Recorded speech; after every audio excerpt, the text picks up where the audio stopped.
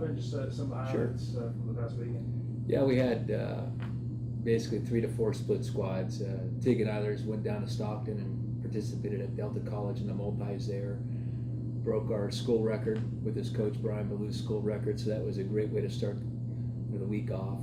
And then we got down there early on Thursday morning we left because we had the hammer throws go off with Viet Duong and Max Metzger. They both got first and second at the San Francisco Distance Carnival for the hammer throw. And anyways, split off to Stanford for the Stanford Invite, as well as the Distance Carnival, which also had a second day meet for the sprinters and all the non-distance. So it was just a great weekend for track and field, and we had a lot of good PRs. And like I said, Tegan broke the school record of the decathlon, and he's got a deep Provo mark for the national championships in late May. And it's nice because we've had a lot of headlines on the women's side, and now the men's side are coming up. Fred Rosser's back, and Tegan's doing very well. So it's just good balance for our programs, and they've worked hard. They deserve it. So just hats off to our coaches. They're doing a great job, and we're in the thick of it right now. It's first part of April. We have Chico this weekend. And then the following week, we're going to head down to Los Angeles for Mount Sac and Long Beach, Azusa Pacific, with multiple meets down there for about 10 to 12 athletes. And then some of the team will be going to Southern Oregon. We're going to change venues and go to Southern Oregon for the rest of the team next week, and instead of down to the East Bay. Have you seen a regular season like this where it seems like school records being broken on a weekly basis? Not since I've been here. It's it's just kind of a momentum swing from all the hard work that the coaches have been putting in with the athletes and recruitment and just making everybody better. So this is Tegan's third year, for instance. He's redshirted 1 year, but my point is that it all just kind of builds up, and pretty soon it pays off. And I got to hand it to the coaches, because you can't run a program on your own with track and field. You have 90 athletes on the roster, and you need all the help you can get. And I think what's really nice is that the captains and all the athletes are buying into what the coaches are providing them, and everybody's just getting better. It's just a snowball effect, and it's just kind of evolved into a very good season. And we'll just hold on for another 2 months and compete well at the national championship, as well as conference down in San Francisco in about a month. So everything's queuing up nicely. Another trip to Chico. Will Tegan be competing over this week?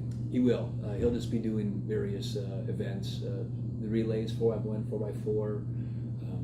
We have them, I think, get the hurdles going as well, 200. So there's some some individual events that kind of tune them up for, the following week. But yeah, we're going to keep them going.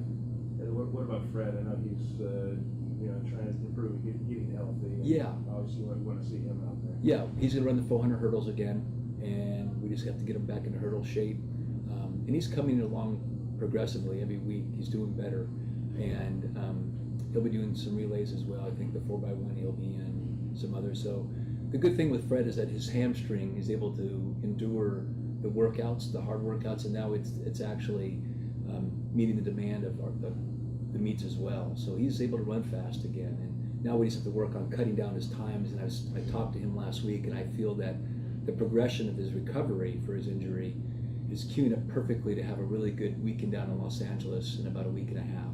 So the timing's perfect, and not to say that any injury is good time for injury, but he is healing nicely, and we should have hopefully some good success here the second half of the season with Fred. Great. All right, what athletes have already qualified for the NCAA postseason, and the ones that haven't, who do you think has a strong possibility over the next couple of weeks to be able to achieve? Corey Gilly has, she's gained the automatic qualifier for both the 1500 meter and steeplechase. Kate Earl has a provisional mark, but her mark is very deep in the heptathlon. And Tegan Eilers, he's hit the provisional mark as well, but he has a deep enough mark that we feel he should be able to make it. The people that we expect to come through this next month will be Fred Rosser. Tatiana Gillick still has a really good chance. We hit a Provo mark with Emma Lumberg in the 10,000 meter last Friday. So, you know, that was a nice surprise. So she had the goods to run fast, but now she's back on the radar to find another 10K before we end the season. So we'll have to position herself well enough to give her another shot at potentially qualifying. But with the 3 to 4 athletes that we have, we can expect hopefully another 3 athletes. So, and we're hoping to bring at least 4 to 6 athletes to Michigan in late May. All right, and in Chico, I know Chico has a good team. Any other good teams that you've yet to see that might be there as well? You know what? I didn't look at the entries to see who's all going to be there, but you might have some UC Davis athletes come up.